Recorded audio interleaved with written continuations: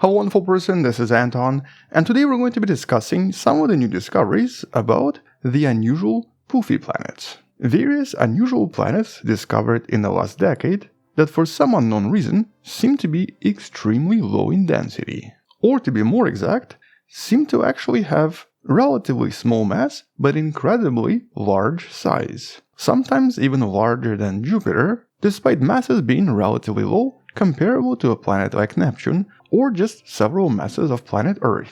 And though for the most part their existence is still a little bit mysterious, we're now getting just a little bit closer to cracking the mystery of how they exist and why they're so extremely large. And this is actually based on several new studies, with one of them involving the James Webb Space Telescope that's finally been able to do something we've never been able to do before. But before we discuss the specific details, let's briefly discuss exactly what these planets are and how they differ from one another. Because even though we call all of them Puffy planets, there are a lot of individual differences. And here's actually one of the most recent discoveries from just a few days ago. A new planet, WASP 193b, that's about 50% bigger than Jupiter, but by mass seems to be the second lightest such planet ever discovered. In this case classifying as the extreme version of a Puffy planet, also referred to as a cotton candy planet.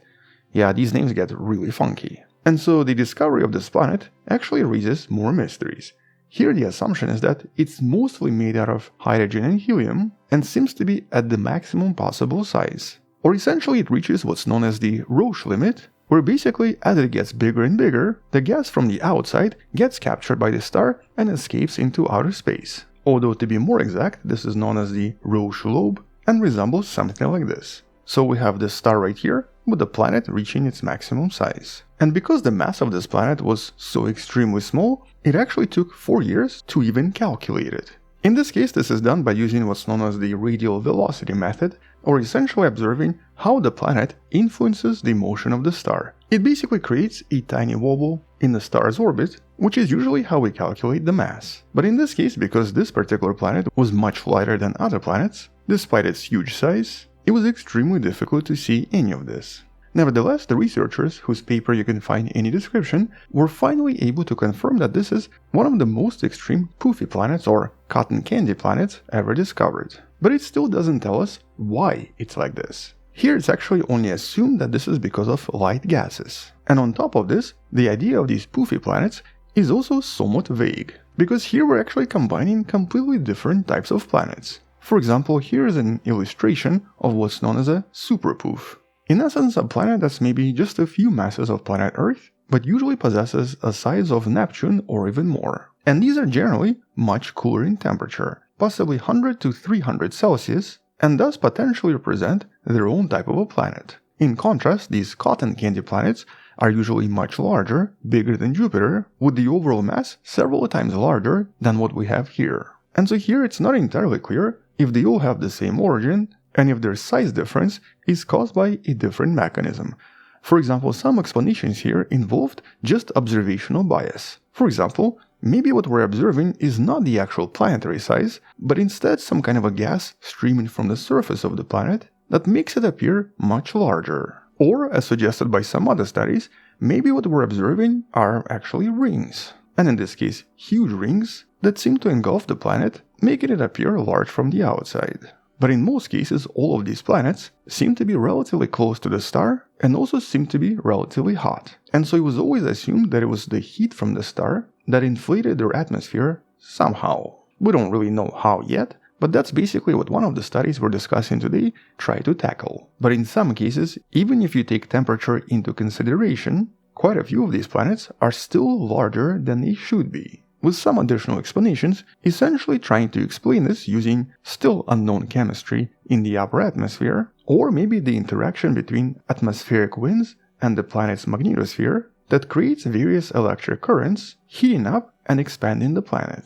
So essentially maybe this is all a result of some kind of a atmospheric ionization, basically making these planets strangely electric, superheated, and very expanded. So in essence, at least for now, there does not seem to be one explanation for all of them, but we might finally have an explanation for at least one of these planets. WASP 107b, a planet 200 light years away from us, discovered back in 2017, that seems to have an unusual misaligned and eccentric orbit that takes approximately 5.7 days. And though the planet is about the same size as Jupiter, it seems to be only about 1/10 of its mass. So once again, this is a super poof or just a general poofy planet. And back in 2018, this was actually the first time researchers found helium around any exoplanet out there. So we know this planet definitely contains helium. With additional observations in 2023, also discovering water vapor, sulfur dioxide, and even a few silicates inside the clouds, with these early observations establishing this planet as a perfect candidate to study the atmospheres of these very unique, very unusual planets. Which is exactly why James Webb Space Telescope just took another look at this planet, discovering so much more in the process, with these new discoveries visible in this graph.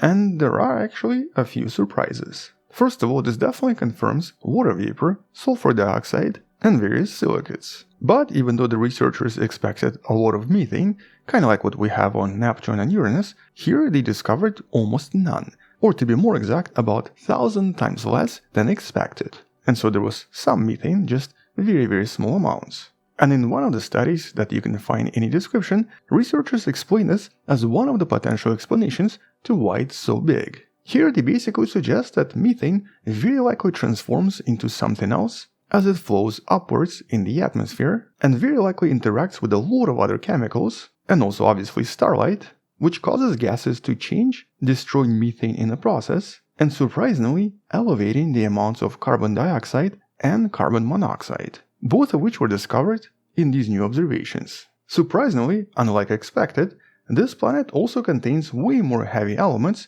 even more than Uranus and Neptune, potentially suggesting that this planet is actually really hot on the inside. Or basically that it has a relatively hot core, which is also very likely extremely massive. Which is a little bit counterintuitive, as almost the opposite was expected at first.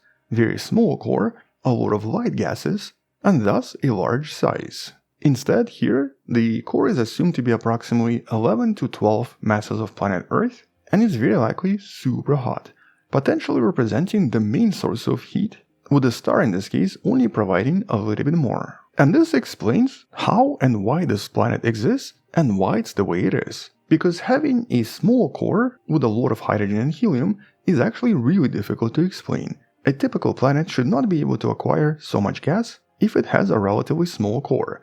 But here, by having a large core, this planet was able to accumulate a lot of gas, and by being super hot on the inside, it then basically creates a lot of additional chemistry and a lot of additional circulation inside the atmosphere, which mixes a lot of gases inside and creates a lot of chemistry we still don't really understand. And so it's very likely superheated gas from inside the planet that actively mixes with various layers that seems to first of all destroy methane, which is usually unstable at high temperatures, but second of all expands the atmosphere of this planet, making it poofier than it should be. But despite this core being twice as large as initially assumed, it still does not explain why it's so hot. The star cannot in this case make it so hot, so something else has to be responsible for all of this. And here the answer is in its unusual orbit. As previously mentioned, this planet seems to have a somewhat eccentric orbit, and there's also another planet in the star system that pulls on this planet as well, which essentially results in what we refer to as tidal heating. This is what we usually observe on objects like, for example, Io around Jupiter. And so it's really the tidal heating caused by this unusual orbit that's most likely responsible for the superheated core. And that superheated core is then responsible for inflating the planet. And so here the explanation seems to be somewhat simple. You have an object similar to Neptune with a much larger core containing rock, or basically silicates, but potentially slightly less gas. But this core is superheated by tidal forces from the star and from the additional planets, with all of this heat escaping by causing the upper atmosphere to expand and to start mixing vigorously, initiating a lot of additional chemical reactions, but also poofs up this planet so much that it becomes almost Jupiter-like in size. Or at least that's the initial explanation from two separate papers that you can find in the description below. But even more importantly, here we finally have proof that the James Webb Space Telescope can actually reveal information about not just the atmosphere and the composition of a typical planet, but also help us understand what's inside of it and analyze its core. Which means that it's very likely that in the next few years, by analyzing additional Puffy planets and a lot of those other low-density planets, we might finally have more answers about how they form and why they exist in certain star systems but not in others, and actually why these planets are somewhat rare and none of them exist in the solar system. Although I guess, at least for now, we can only assume that they do have different formation mechanisms and not all of them are the result of a hot core. This one seems to be, but this mechanism is unlikely to explain the ones discovered in other star systems. And so we'll definitely come back and talk more about this once there are some additional revelations. Until then, thank you for watching, check out previous videos on similar topics in the description below, support this channel on Patreon by joining channel membership or by buying the Wonderful Person t-shirt you can find in the description. Stay wonderful, I'll see you tomorrow, and as always, bye bye.